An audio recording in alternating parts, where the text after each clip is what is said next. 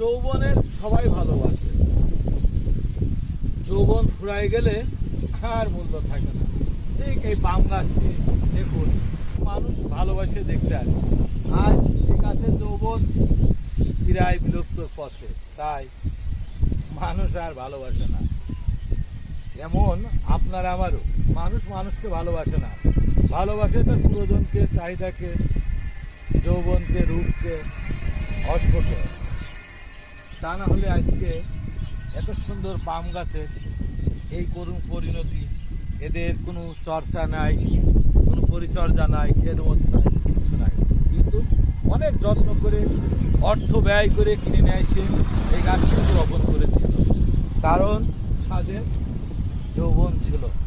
যৌবন ও রূপের পূজারী সবাই হয়, কিন্তু যৌবন আর রূপ না থাকলে কেউ কাউকে করে না।